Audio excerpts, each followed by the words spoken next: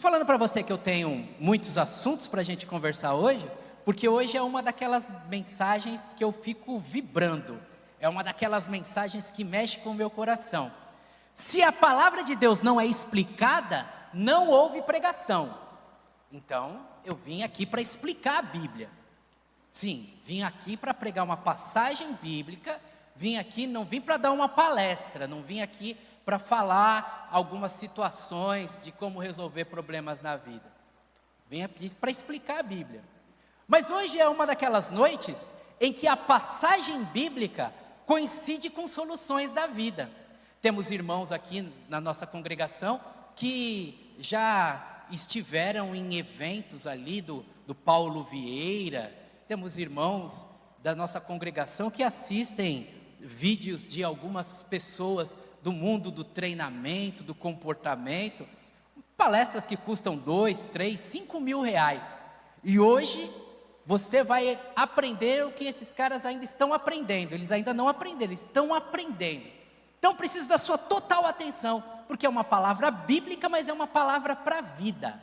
É uma palavra que traz para nós um chamado, uma percepção de algo que é importante, que é fundamental e que está nas suas mãos.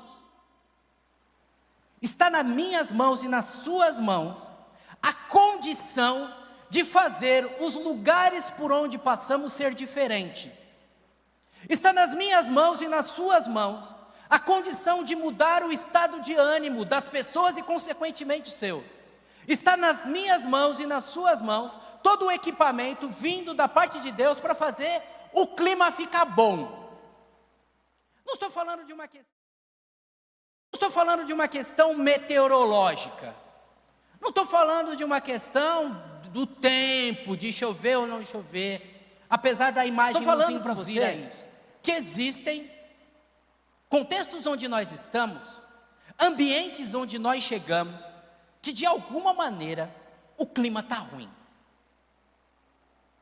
Que tem gente que não age do jeito legal, que tem sentimentos que são desagradáveis, que tem relacionamentos que estão desgastados e não é mais a mesma coisa, que de alguma maneira a gente torce o nariz, de alguma maneira a gente fica incomodado, parece que tem espinho na cadeira, a gente fica desconfortável, e tudo fica ruim se o clima está ruim. O mundo corporativo já identificou isso. Doenças causadas no ambiente de trabalho, aonde o assédio moral, aonde o relacionamento entre patrão e empregado, ou entre colegas de trabalho, faz com que tenha uma síndrome, inclusive. A pessoa começa a passar mal ligada ao domingo, só de saber que segunda-feira tem que ir para aquele lugar. Adoece, sabe que o clima é ruim. E nós, irmãos, que recebemos de Deus um novo coração, e que não somos tirados deste mundo, temos em Deus os recursos, para que a gente esteja neste lugar de clima ruim, e amenize o clima. E por que não dizer reverta, mude o clima, transforma o clima ruim num clima bom. Eu e você, sem mágica, sem fantasia, sem autoajuda, não, baseado na verdade bíblica.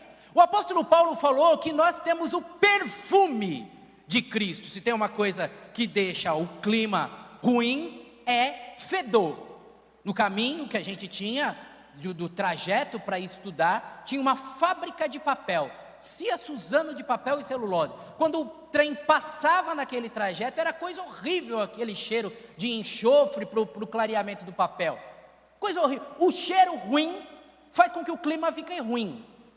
Mas a Bíblia não chama a gente de fedido. Pelo contrário, a Bíblia diz que a gente tem o bom perfume de Cristo. Que quando um crente chega, o clima fica agradável. Porque espera-se dos discípulos, dos seguidores, que eles sejam parecidos com o seu Senhor. E as páginas da Bíblia Sagrada mostram que aonde Jesus chegava, o clima mudava. E eu estou usando a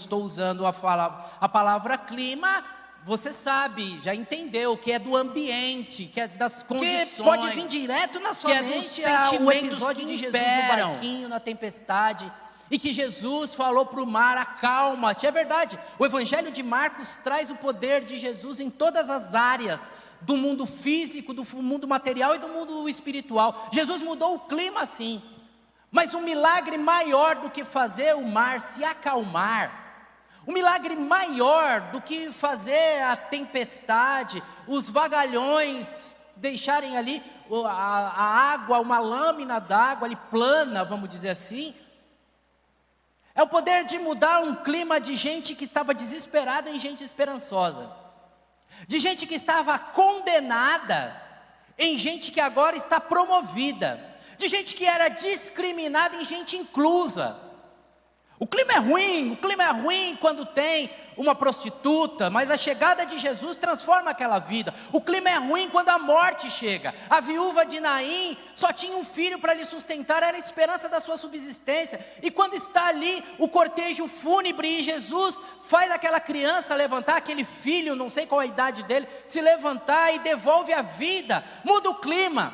Os choros, aliás, literalmente, quando o filho do centurião estava ali, e as carpideiras estavam contratadas para chorar, estavam chorando, e quando Jesus chega naquele clima ruim de velório, quando Jesus fala, fica tranquilo, ele não está morto, só dorme, e eles começam a dar risada, não uma risada de alegria, mas uma risada de zombaria. E porque vocês estão zombando, vão ficar do lado de fora. E Jesus leva ali seus discípulos, leva os pais e fala, Talita cumi, menina levanta-te. Muda o clima daquela família de luto, de desespero, de coração apertado, para um clima bom da vida voltando. Irmãos, Jesus mudou o clima, mudou os corações, mudou as vidas. E nessa nossa fala em 1 Tessalonicenses, estamos no capítulo 5, vem avançando comigo. Começamos o capítulo 5 domingo passado, mas não é uma novela. Domingo passado foi domingo passado, hoje é hoje. Hoje é outro texto, hoje é outra verdade, hoje é outra profundidade no seu coração, que eu tive até que quebrar no meio porque é noite de ceia. Mas que eu preciso falar para você, que nós, como imagem e semelhança de Deus, precisamos ser parecidos com Deus. Que nós, como seguidores de Jesus, precisamos ser parecidos com Jesus. Que Jesus muda o clima e nós podemos mudar o clima também. Se o clima da família está ruim, a sua chegada muda o clima. Se o clima do trabalho está ruim, pessoas haverá de dizer assim, oh, que bom que você chegou, hein? Nossa, quando você chega eu sinto uma paz. É tão legal quando alguém diz isso e você pode ser esse instrumento de Deus. Porque Jesus falou, bem-aventurado os pacificadores. A sua chegada muda o clima. E você precisa estar atento a isso, porque não é natural, é produto de vigilância. E talvez até morando sozinho, às vezes o clima está ruim, em meio àquela solidão você sente o peso, porque independe dos outros, é uma coisa interior, é uma maneira de olhar a vida, de lidar a vida. Por isso essa palavra é para todos nós que estamos aqui. Ah, pastor, eu já aposentei, graças a Deus não tenho mais esse problema de clima ruim no trabalho, graças a Deus. Não. Estamos falando da vida, de sentir um aperto no coração, angústia no peito, de sentir sentimentos ruins querendo nos arrastar, de um abismo chamando outro abismo, e a gente se perguntando, como é que eu saio desse negócio? E aí, o apóstolo Paulo, em 1 Tessalonicenses, capítulo número 5, teríamos que ler até o final, mas vamos ler só 4 versículos. Do 15 aos 18, traz algumas orientações, ordens, ordenanças. É muito sério isso, irmãos. A Bíblia nos manda fazer e não fazer é pecado. A Bíblia nos desafia a priorizar e ignorar é pecado. A Bíblia mostra que não é natural, por isso precisamos colocar energia, precisamos priorizar, fazer uma lista e colar na geladeira, decorar esse negócio, falar isso todo dia de manhã, colocar isso como objetivo, como projeto de vida. Precisamos deste olhar, dessa orientação paulina, onde ele diz no versículo número 15: cuidem que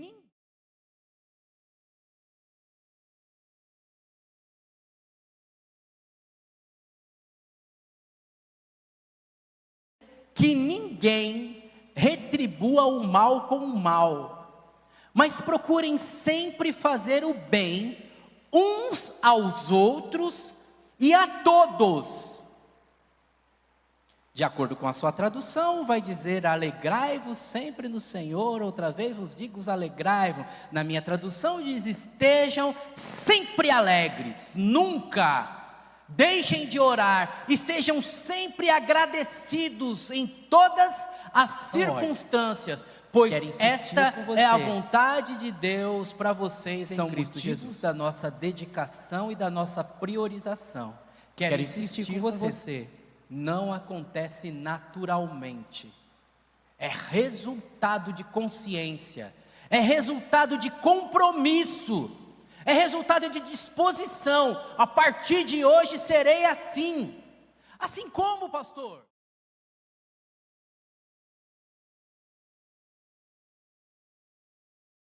Pessoa generosa, irmãos, é justamente o oposto de uma pessoa vingativa. Como, pastor?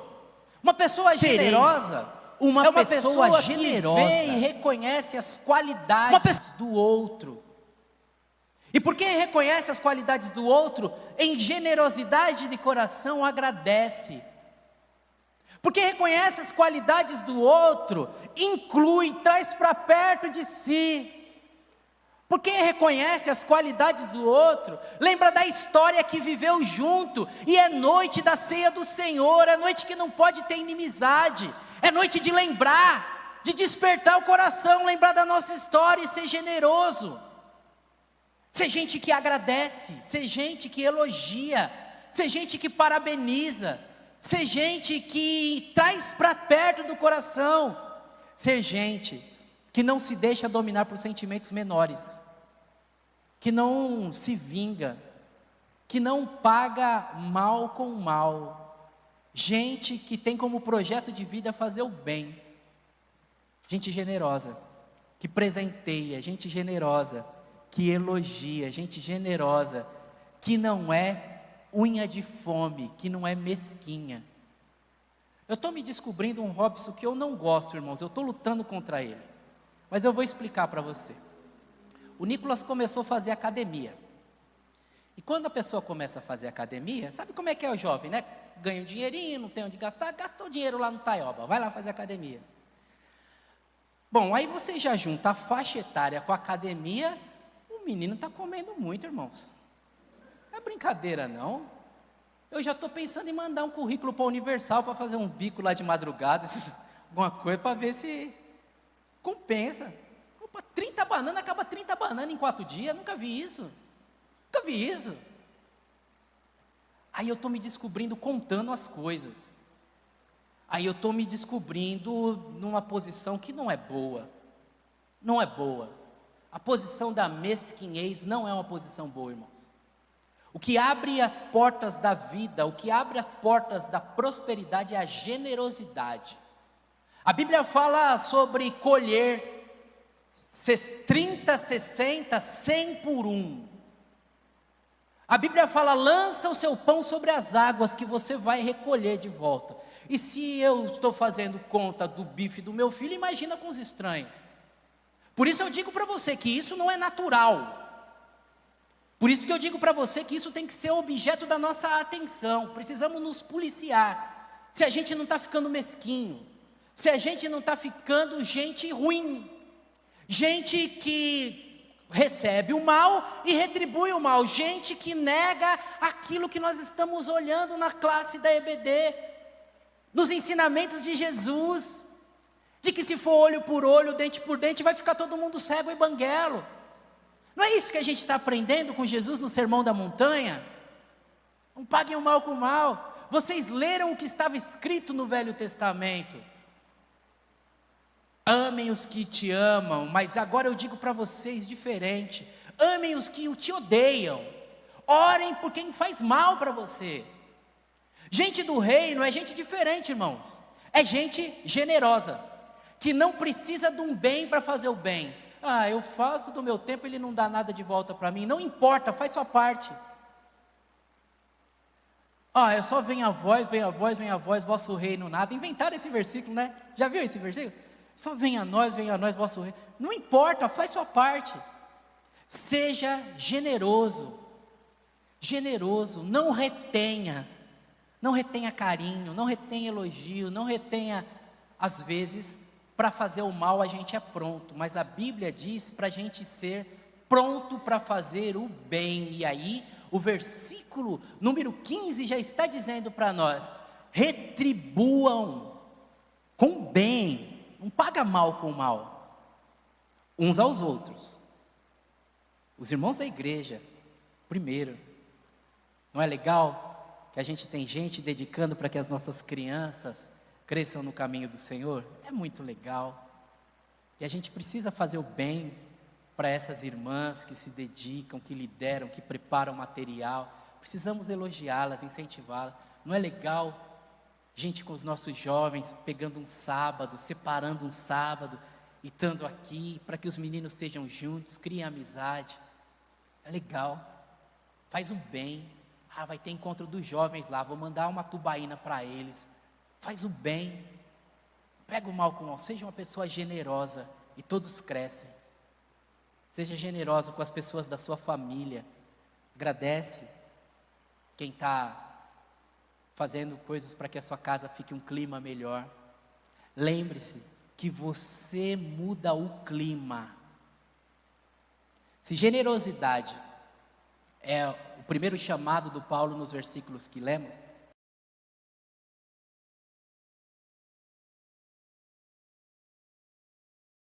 que espirituosidade não é espiritualidade. Espirituosidade, uma pessoa espirituosa, uma pessoa que brinca, que faz piada, que é feliz. Sabe, irmãos, lendo as páginas da Bíblia Sagrada, eu encontrei veja esse versículo que fala para nós que as bênçãos do Senhor perseguem aqueles que são fiéis a Ele. Então, a imagem que eu tenho na minha mente é assim: existe uma pessoa e tem sentimentos como um imã, que essa pessoa, ela tem sentimentos que vêm, bombardeiam essa pessoa. Se as coisas boas bombardeiam as pessoas, que eu chamei de bênção, que a Bíblia chamou de bênção, essas bênçãos virão e te alcançarão. Então o crente, ele não vai nos lugares atrás de bênção, é a bênção que vai atrás deles. Não, você se engana, né? Fala, eu vou lá naquela igreja que tem bênção. Não, para de bobagem. Para de bobagem. É a bênção do Senhor que vai atrás de quem é fiel. Se as coisas boas vêm, as coisas ruins vêm também. E vou falar uma coisa para você: as coisas ruins sempre são em maior quantidade do que as coisas boas. Os problemas sempre são em maior quantidade do que as situações gostosas e positivas. Tenho que ser verdadeiro com você. Sua vida vai ser bombardeada, você vai acordar e você vai ter muitos motivos para ficar triste. Tem pessoas que são entristecedoras. Você chega, a pessoa já amargura o seu dia. Tem ou não tem? Na sua vida não tem? Não é? É. Ainda mais o pessoal que trabalha no comércio, então, já pensou? Ai, meu Deus do céu. Tem. É assim, irmãos. É assim. Vou te dar uma dica. Não se leve a sério demais. Não se leve a sério demais. Dê risada de você. É a melhor dica que eu posso te dar. O Paulo está falando, estejam sempre alegres. E você vai falar, pastor, mas isso aí é coisa de gente bobona. Vai ficar rindo, mostrando os dentes? Não é para rir, é para estar alegre. Ah, pastor, mas eu já aprendi que felicidade é um momento. Não não estamos falando de felicidade, estamos falando que é para estar sempre alegre. Deixa eu pegar para você emprestado um pensador, século XVI talvez, 17. Immanuel Kant, ele definiu, segundo o professor Clovis, a alegria como ganho da potência de agir. Quem está alegre está mais potente, está mais disposto, está mais realizador.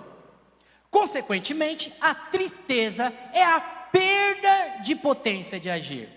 Então, gente triste faz você perder o ânimo de fazer, faz você perder o ânimo de viver, faz perder o ânimo de prosseguir. Ela fala que vai dar errado, ela murmura, ela responde com monossílabo, é um inferno na terra, irmão. Gente triste, ainda mais quando quer arrastar você para a tristeza dele, é um inferno. Mas, se você lembrar do que disseram os autores do Velho Testamento, eles entenderam isso que o Kant falou, que a alegria é ganho de potência de agir. Eles entenderam que a alegria do Senhor é a nossa força. Eles entenderam e eles falavam assim: em Deus nós faremos proezas. Então, não tem nada a ver com estar sorrindo, não tem nada a ver com estar feliz, não tem nada a ver com piada, tem a ver de estar com um coração disposto a mudar de vida. Tem a ver com estar com um coração disposto a agir. Não a se esconder como Gideão quando malhava o trigo no lagar. Não é um coração que se esconde, não é um coração que se encolhe, porque o encolhimento é tristeza. A tristeza é a perda da potência de agir. A gente vai perdendo potência, vai ficando mirrado e morre. O chamado, e eu gosto muito, cadê o Jackson? Eu gosto muito que quando o Jackson dá um grito de guerra, como é que é o grito de guerra, Jackson? Vamos! Não é? Ele está tímido ali, né? Mas ele fala para o jovem: vamos, tropa! Vamos, gente! Vamos! A alegria do Senhor é a nossa força. Se você falar não vai dar certo, não vai dar certo mesmo. Se você olhar para o que está ruim mesmo. Se você olhar para o que está feio mesmo, e vai ficar mais feio ainda. Mas se você lembrar, irmãos, se você lembrar que quem está em Cristo Jesus pode enfrentar todas as dificuldades naquele que te fortalece.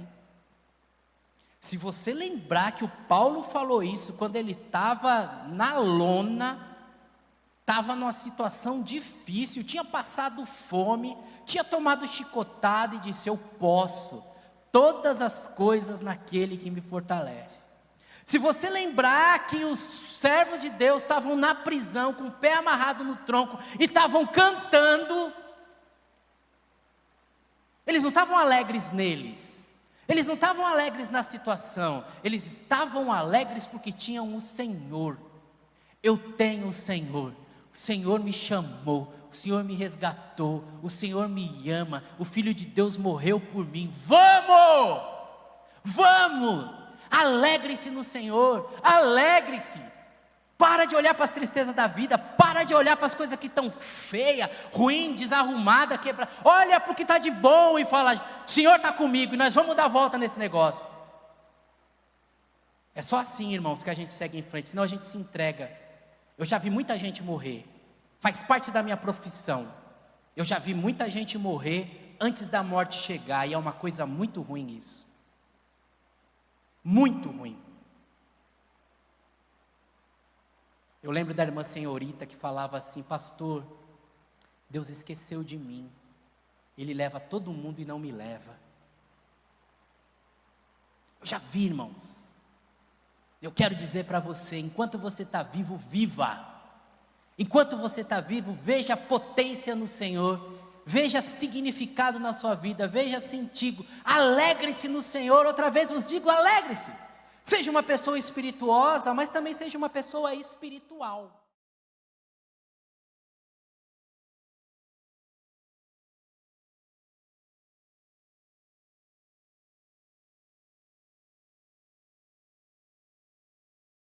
que fala com o transcendente, que fala sozinho, sem ter uma pessoa física do lado, porque ele sabe que ele não está sozinho, que ele está com Deus, conversa com Deus. Se espirituosidade, pessoa espirituosa é essa pessoa que ri, que dá risada, que vê o lado bom da vida. Conversa com Deus das situações da vida. Uma pessoa espiritual é uma pessoa que é muito diferente ser uma pessoa espiritual de ser uma pessoa religiosa. A pessoa religiosa, do religare, do latim, reelegere, a religião tem 3 palavras no latim, mas não vou gastar seu tempo com isso não. Religare e reelegere, não vou gastar seu tempo com isso não. Apenas vou dizer para você que a religião acredita que tem uma mediação. Tem alguém entre Deus e o homem que faz essa ponte. Que naquele lugar eu faço uma oração que Deus ouve, naquele lugar eu acendo uma vela que Deus me reconhece, naquele lugar eu trago um dízimo que Deus retribui o que eu fiz, naquele lugar Deus me escuta. A fala do Paulo não é essa, porque senão ele falaria assim, ó, lembre-se de orar quando vocês estiverem na igreja, porque lá Deus está, hein? Lembre de orar quando vocês estiverem no templo, porque lá ele está. Mas nesse versículo, principalmente se você tem uma tradução de João Ferreira de Almeida, nesse versículo está escrito para orar sem cessar. E como ninguém mora na igreja, ninguém vive aqui, como é que eu vou orar sem cessar se eu venho aqui só no domingo e na quarta? Como é que eu não entendi? É porque ele não está chamando as pessoas para serem religiosas, para precisar de um espaço, para precisar de alguém junto. Não, não. Ele está chamando as pessoas para terem uma espiritualidade, uma comunhão com Deus, através de Cristo Jesus, que lhes permite falar com Deus lavando louça, que faz do quarto um santuário, que transforma a pia de casa num altar, que faz com que o pé da cama seja uma catedral, aonde você entra no silêncio do seu quarto e fala com seu pai que está em oculto. E se não der para entrar no quarto e ajoelhar, não tem problema, você fala em pé. Tal qual Daniel, se não der para ficar em pé, você fala sentado. Se não der para falar sentado, você fala agachado, de cócora, posição fetal, que nem Jonas no grande peixe. Sei lá que posição que é, porque não depende disso.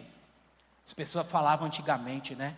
Se você lê o livro de São Cipriano e rezar um Pai Nosso de cabeça para baixo, o tinhoso aparece. Se rezar um Pai Nosso de cabeça para baixo, falando com Deus, Deus vai ouvir você de cabeça para baixo. Ah, pastor, eu não vou ficar de cabeça para baixo. Não, às vezes você vai num brinquedo, né, no Play Center, fica de cabeça para baixo, fala, misericórdia, por que eu entrei aqui? Deus está te ouvindo também. Nem tem mais Play Center também, né? Eu estou meio desatualizado. Vocês nem para me ajudar, nem para falar o nome certo do parque. Como é que é? Hopi Hari. Vocês estão vindo comigo? Nós estamos juntos, irmãos. Fale com Deus. Em Deus existe um ouvido atento. Fale com Deus. A Bíblia diz que o ouvido do Senhor não está agravado, a mão do Senhor não está encolhida. E eu não disse, mas você está entendendo. Eu não falei, mas você está entendendo que gente que ora muda o clima, irmãos. Eu já vivi muita experiência disso e vivo, e esses dias foi até engraçado, que eu venho na calçada dando minha caminhadinha e falando com Deus na calçada, trocando uma ideia com Deus, e aí vem um cidadão de lá e o cidadão muda da calçada, e eu só fico olhando. Falei, Jeová. Tem coisa, irmãos, a Bíblia diz que a nossa luta não é contra a carne e o sangue, é contra principados e potestades. Você vai fazer o que eu estou falando essa semana. Você vai andar falando com Deus e você vai ver gente sorrindo para você. Ele vai falar assim, ó, o Espírito comunica com o nosso Espírito, é o que a Bíblia diz. E tem pessoas balançando a cabeça e sabem do que eu estou falando. E também vai ter gente que vai olhar para você e vai abaixar a cabeça, porque você vai estar no mundo espiritual brilhando. E por causa das trevas e do compromisso, uma pessoa não vai conseguir te encarar. Os dias estão passando, irmãos, e nós estamos ficando técnicos demais. Estamos ficando lógicos demais, estamos ficando científicos demais, estamos ficando eruditos demais, e isso não é bom. A Bíblia diz que seria assim, que no final do tempo o amor de muitos esfriaria. Que as muitas letras fariam alguns males para a gente, e a gente está perdendo alguns valores preciosos. Acredite, continua válido, continua válido. Seja uma mulher de oração, seja um homem de oração. Muitas lutas que nós estamos passando, nós não passaríamos se nós orássemos mais. Muitas tretas que nós entramos, nós não entraríamos se nós orássemos mais.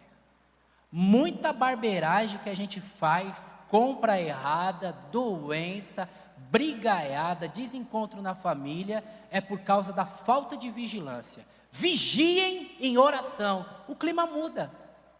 Quando a gente é alegre, o clima muda. É disso que nós estamos falando aqui nessa noite. Quando você é espirituoso, o clima muda. Quando você é espiritual, o clima muda. E você vai ouvir a fala, nossa, sinto tão bem quando você chega. Você é diferente. E isso vai ser um prêmio para você, isso vai ser um troféu.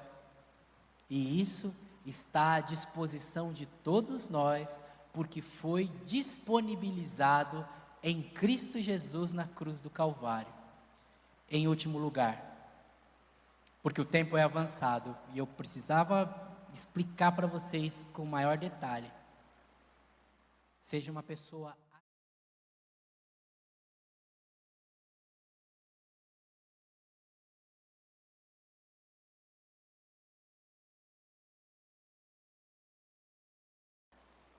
não existe nada que afaste o Senhor. Olha o que eu estou falando, não estou falando da bênção do Senhor, estou falando do Senhor da bênção. Se você lembrar daquela história que eu gosto muito, que eu trago sempre aqui, porque é uma ilustração da nossa jornada. O povo de Israel sai da escravidão, Deus vê o gemido, manda um libertador, tira eles da escravidão, faz um percurso com eles, que era curto, mas fica longo, para eles poderem aprender, poder mudar, e leva eles para a terra prometida, a terra que mana leite e mel. E esse percurso que Deus faz, é exatamente a nossa jornada aqui. A gente também está na escravidão, no mundo mau que nos explora, que nos adoece, que nos entristece, chicotada de Faraó nas nossas costas, e a gente é bobão, ainda acha que nem o povo de Israel, falou, não, lá a gente comia pepino e melão de graça. A gente é a mesma coisa, aqui a gente tem conforto de graça. Não, bobagem, paga um preço. Mas Deus quer nos levar para o céu, e nesse percurso que a gente está fazendo, o povo de Israel ficava falando assim, o Egito que era bom, no Egito que era bom, só vamos comer isso aqui que Deus dá, já estou enjoado de comer isso que Deus dá. E de reclamação em reclamação, Deus encheu a paciência e Deus falou assim, vai morrer tudo no deserto, essa geração não vai entrar. E a Bíblia diz que os murmuradores não herdaram a terra prometida. Nada repele mais a presença de Deus do que a ingratidão. Seja uma pessoa grata. Em tudo dai graças. Essa é a ordenança, este é o mandamento que o Paulo traz no nosso versículo 18. Mas deixa eu explicar para você bem explicadinho, porque aqui é bem explicadinho, nos mínimos detalhes. Não é por tudo dai graças. É muito importante você entender essa preposição, porque senão você não consegue cumprir o versículo. Não é para dar graça por tudo, porque há situações da vida que não tem como a gente dar graça. E Deus não é doido, e Deus não está falando com doido. E Deus não está brincando com a gente, irmãos. Você acha que Deus vai falar para uma mulher dar graça por estar sendo estuprada? Não não é para dar graça por tudo, irmãos.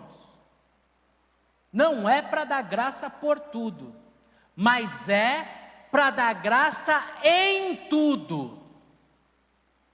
Porque todas as coisas cooperam para o bem dos que amam a Deus. A situação é ruim, mas eu tenho um motivo para, dentro dessa situação, dar graças a Deus, não pelo que está acontecendo, mas porque Deus está comigo naquela situação. E sem Deus, naquela situação seria insuportável. Não é para dar graça pelo que está acontecendo, mas é para dar graça na situação, no meio da situação. Deus está ruim, mas eu sei que o Senhor tem um propósito e eu agradeço ao Senhor. Eu sei que o Senhor tem a salvação para mim, eu agradeço ao Senhor. Eu confio no seu caráter, eu agradeço ao Senhor. Não é para agradecer o que está acontecendo, mas é para agradecer. Você está sendo assaltado, Senhor, obrigado por esse assalto. Você não é doido para falar isso? Estou sendo assaltado, fala obrigado por esse assalto. Mas no assalto, você teve um livramento. No assalto, a sua vida não foi ceifada. Oh Deus, obrigado pela Covid, os irmãos que tiveram Covid aqui. Não é para agradecer pelo que está acontecendo, mas é para agradecer em tudo dai graças. É um chamado para que eu e você consiga ver a Deus nas situações da vida. Busque ver Deus nas situações da vida. Busque ver Deus. Busque ver que sem Deus a coisa seria muito pior. Busque ver o livramento de Deus e agradeça, irmãos. Se nas pequenas coisas da vida, se num copo sujo a gente já briga, né? Numa coisa pequena da vida o clima já fica ruim. Será que numa coisa ruim da sua vida não tem um monte de coisa boa em volta? Será? Eu ouvi, não dá tempo. Outras vezes eu conto para você. O que eu quero é que você saiba é que em todas as situações a boa mão do Senhor está conosco. Tem situação ruim que nos acontece por causa da vida, tem situações ruins que nos acontecem por causa de situações espirituais, tem coisas ruins que nos acontecem por causa do governo, tem coisas ruins que nos acontecem por causa do nosso chefe, tem coisa ruim que acontece por causa de nós mesmos. Mas no meio dessa situação, se você não olhar só para as coisas ruins, olhar para a presença de Deus, o clima vai ficar bom e você vai sair dessa situação mais fácil. O chamado bíblico desta noite, exercitado.